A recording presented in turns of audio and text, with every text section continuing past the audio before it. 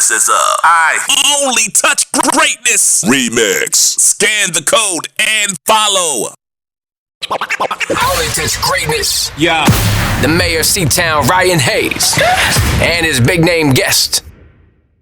Hey, this is your homegirl, Fyne, and I'm coming up next on the I Only Touch Greatness podcast.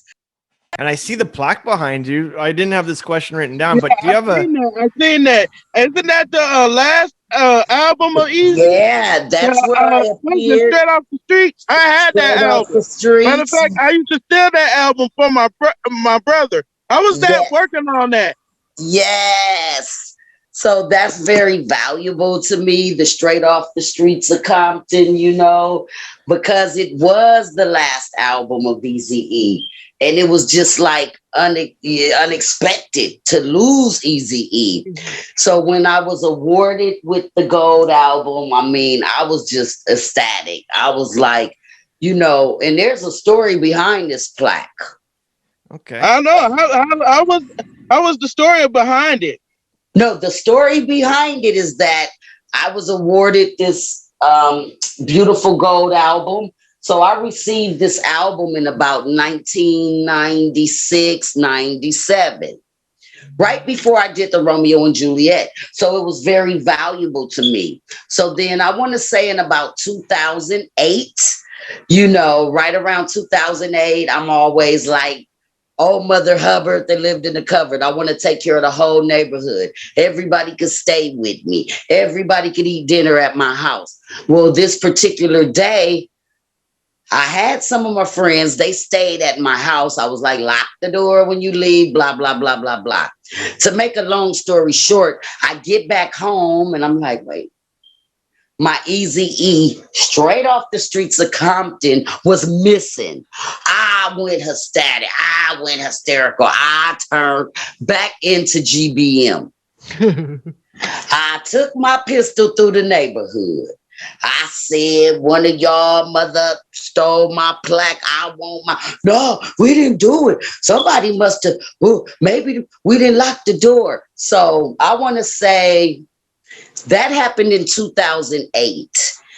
In about 2011, thank God for Twitter. I used to be a Twitter fanatic. I would just tweet like I was a bird. So I probably have a whole Lifetime movie on Twitter and shit.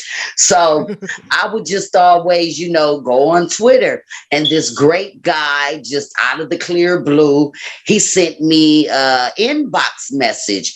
And he goes, hey, Sylky, I think I got something that belongs to you. And I'm like, really? He goes, yeah, I got the gold album and I'm a big fan of you. And I don't want anything. I just want to give you this record back. Well, whoever the anonymous thieves were, they took my Eazy-E plaque to this store that was known, it was in Hollywood. And I want to say it's called Ricola Records, or there's this big place where you can pawn records. So anyway, the thieves out of the neighborhood, or the mysterious burglar, whoever it was, they stole it and pawned it at this big Hollywood shop. Well, the guy from Twitter was like, I love Eazy-E and I even love you more. I follow you. I listen to your music and I just want to give this award back to the right owner. Your name's on it and everything. So I said, well, you know what? I'm performing tonight in West Hollywood. So you bring whoever you want. I'll put you on the guest list. The guy showed up with his wife. And before I performed, we just added it in the show. And I was like, how many people ever had their shit stolen? Straight off the wall. I was like, cold, broke in my house, stole all my shit. And then the guy walked on the stage holding the Eazy-E plaque. So it just made the show that much doper.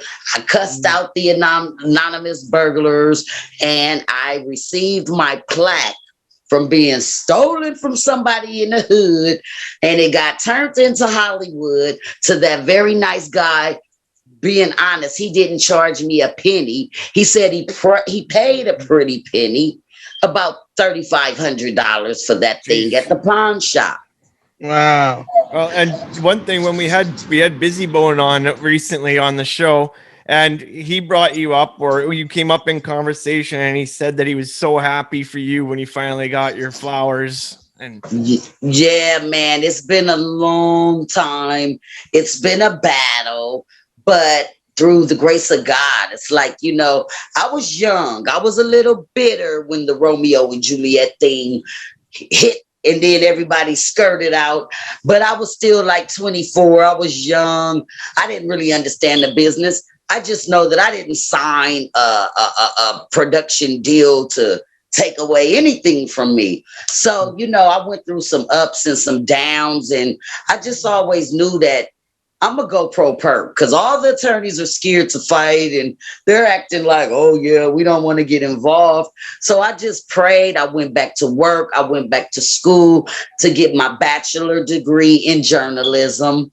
And I just went back to work because I was like, I'm either going to commit a crime and go, So I just prayed. And then at the end of the day, by the time I hit 30, I kind of understood. By the time I was 35, I was like, wow, 10 years of my life, and this record's not really giving me what financially.